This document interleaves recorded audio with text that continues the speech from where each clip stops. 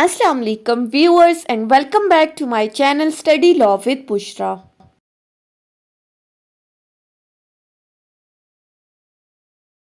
So in today's video we are going to discuss section 26 of Specific Relief Act 1877. But before starting the discussion, I request you all to please subscribe to my channel and don't forget to press the bell icon for latest updates. Do share this video with your friends and don't forget to comment your feedback. So let's move towards the discussion. Section 26 is included in part F of chapter 2 और chapter 2 का part F deal करता है for home contracts can not be specifically enforced except with variation.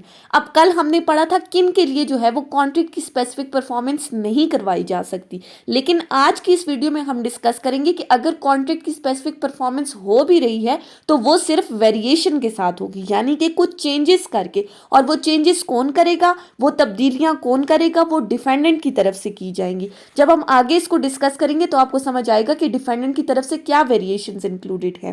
So section 26 के title को देखें तो section 26 का title भी ये बात करता है non enforcement except with variation. Means to say कि अगर प्लेंटिव आकर कहता है कि इस कॉन्ट्रैक्ट को एज इट इज इन्फोर्स करवाया जाए तो उस कॉन्ट्रैक्ट को एज इट इज इन्फोर्स नहीं करवाया जाएगा, बल्कि जो वेरिएशंस डिफेंडेंट ने सेटअप की हैं, जो चेंजेस डिफेंडेंट ने बताई हैं, उसके अकॉर्डिंग कॉन्ट्रैक्ट की स्पेसिफिक परफॉर्मेंस करवाई जाएगी।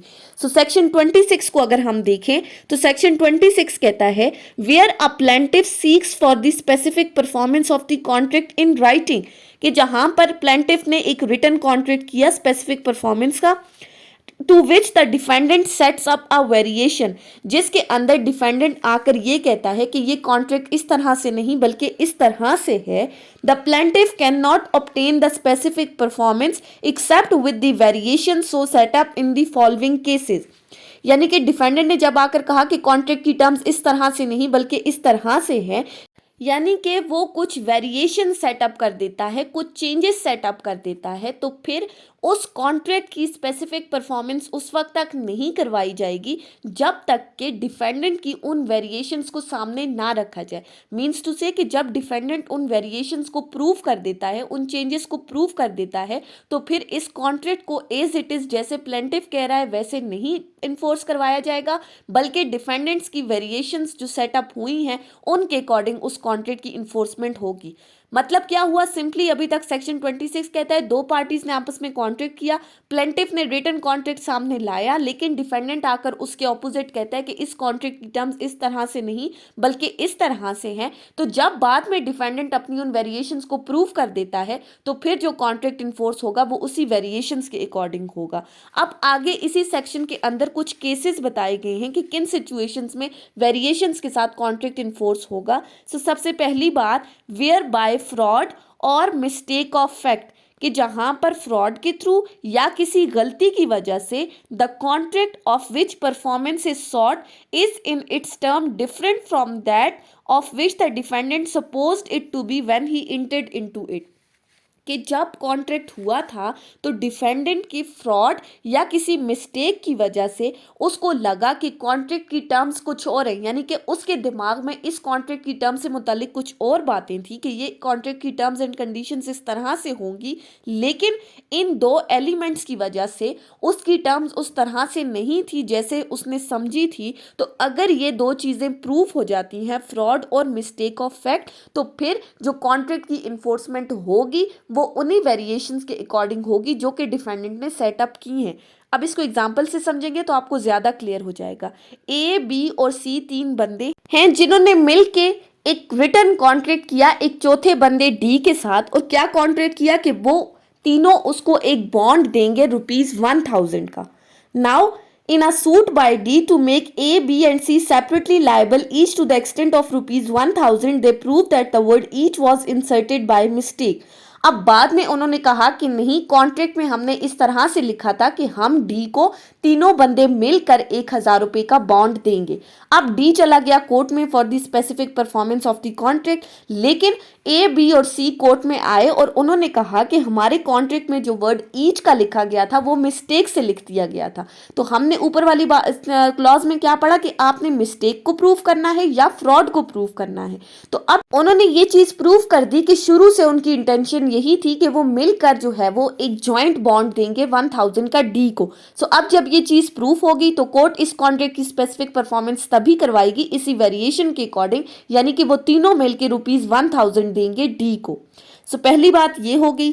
सेकंड आ गया where by fraud, mistake of fact और surprise the defendant entered into the contract under a reasonable misapprehension as to its effect as between himself and plaintiff। अब पिछली clause में हमने सिर्फ फ्रॉड और मिस्टेक ऑफ फैक्ट की बात की, लेकिन इस क्लॉज के अंदर एक तीसरा एलिमेंट ऐड हो गया है सरप्राइज का। अब ये सरप्राइज का एलिमेंट किस तरह से ऐड हो जाता है इसको हम एक एग्जांपल के थ्रू समझ लेते हैं। For example, A and B दो बंदे हैं। A sues B to compels the specific performance of contract in writing to buy a dwelling house. A और बी आपस में एक कॉन्ट्रैक्ट करते हैं। ए बी को अपना एक हाउस सेल कर रहा है, लेकिन उस हाउस के साथ एक एडजॉइनिंग यार्ड है। और जब इन दोनों ने आपस में कॉन्ट्रैक्ट किया तो उस कॉन्ट्रैक्ट में ये चीज नहीं लिखी गई कि आया इस घर के साथ ये एडजॉइनिंग यार्ड भी इंक्लूडेड है या नहीं इस सेल के अंदर। और बी ने क्या कहता है कि वो यही समझ रहा था कि इस हाउस के साथ ये एडजॉइनिंग यार्ड भी मिला हुआ है, लेकिन जब कॉन्ट्रैक्ट को एग्जीक्यूट करवाने की टाइम आया तो उस वक्त ए कहता है कि ये एडजॉइनिंग यार्ड इसमें इंक्लूडेड नहीं है। तो बी ने क्या किया, घर खरीदने से इनकार कर दिया। अब ए चला गया कोर्ट के अंदर फॉर द स्पेसिफिक परफॉर्मेंस। जब वो स्पेसिफिक परफॉर्मेंस के लिए गया तो बी ने कोर्ट में ये चीज प्रूव कर दी, ये वेरिएशन प्रूव कर दी कि इस कॉन्ट्रैक्ट में ये चीज क्लियर नहीं थी कि आया ये एडजॉइनिंग यार्ड इंक्लूडेड है या नहीं। सो जब ये वेरिएशन प्रूफ हो गई तो कोर्ट इस कॉन्ट्रैक्ट को किस तरह से इन्फोर्स करवाएगी कि इस घर के साथ एडजॉइनिंग यार्ड भी जो डिफेंडेंट है उसको सेल आउट किया जाए, तब ही इस कॉन्ट्रैक्ट की इन्फोर्समेंट होगी। अब तीसरी सिचुएशन क्या कहती है, where the defendant knowing the terms of contract and understanding its effect has entered into relying upon some misrepresentation by plaintiff or upon some stipulation on plaintiff's part which adds to the contract but which he refuses to fulfill। अब ये situation क्या कहती है कि जहां पर जब contract हुआ तो डिफेंडेंट को उस कॉन्ट्रैक्ट की टर्म्स एंड कंडीशंस के बारे में पता था, लेकिन उसने रिलाय किया प्लेंटिफ्स की तरफ से मिस रिप्रेजेंटेशन की गई थी उसके ऊपर। अब प्लेंटिफ की मिस रिप्रेजेंटेशन के ऊपर और साथ ही प्लेंटिफ्स ने इसके साथ कुछ फ्यूचर प्रोमिसेस किए कि मैं इनको पूरा करूंगा। तो डिफेंडेंट ने कॉन्ट्रैक्ट की टर्म्स एंड कंडीशंस को छोड़ के प्लेंटिफ की उस मिस रिप्रेजेंटेशन और उसके उस फ्यूचर प्रोमिसेस के ऊपर रिलाय कर दिया, लेकिन बाद में जब इन प्रोमिसेस को फुलफिल करने की बारी आई तो प्लेंटिफ ने इस चीज को रिफ्यूज कर दिया। अब इस चीज को हम एग्जाम्पल से समझेंगे तो हमें ज्यादा क्लियर हो जाएगा। सो इसी सेक्शन के साथ इलस्ट्रेशन सी को देखें। A contracts in writing to let to be a wharf together with a strip of A's land delineated in a map। ए और बी दो बंदे हैं जिन्होंने आपस में एक रिटन कॉन्ट्रैक्ट किया। ए बी को रिटन कॉन्ट्रैक्ट में ये कहता है कि मैं तुम्हें अपनी एक बंदरगाह दूंगा, लेकिन उस बंदरगाह के साथ जो मेरी एडजॉइनिंग लैंड है वो भी बी को दे दी जाएगी। अब before signing the contract, B proposed orally that he should be at liberty to substitute for the strip mentioned in the contract another strips of A's land of the same dimension, and to this A expressly assented। B then signed the written contract। लेकिन इस contract को sign करने से पहले B ने ए के साथ hourly ये कॉन्ट्रैक्ट किया कि इस लैंड के अलावा ए की कोई और लैंड इसी डायमेंशन की वो भी इस बंदरगाह के साथ बी खरीदेगा। ए ने इस चीज को एक्सेप्ट कर लिया, उसने इस पर अपनी कॉन्सेंट दे दी और फिर बी ने इस कॉन्ट्रैक्ट को साइन कर दिया जैसे ही ए ने अपनी कॉन्सेंट दी। A can not obtain the specific performance of the written contract except with the variation set up by B. अब बाद में इन दोनों के दरमियान कोई डिस्प्यूट अराइज हो गया और इसने रिफ्यूज कर दिया। अब ए चला गया कोर्ट के अंदर for the specific performance of the contract, तो बी कोर्ट में आया और उसने ये कहा कि कॉन्ट्रैक्ट साइन होने से पहले हमारे दरमियान एक ऑरल कॉन्ट्रैक्ट हुआ था जिसमें हमने ये कहा था कि इस लैंड की सब्सटीट्यूट करते हुए इसी डायमेंशन की कोई और लैंड भी इस बंदरगाह के साथ मैं ए से खरीदूंगा। लेकिन अब बी ने जब कोर्ट के अंदर ये वेरिएशन प्रूव कर दी तो इस कॉन्ट्रैक्ट को इसी वेरिएशन के साथ इन्फोर्स करवाया जाएगा। उसके बाद आ जाते हैं पार्ट 4 के ऊपर।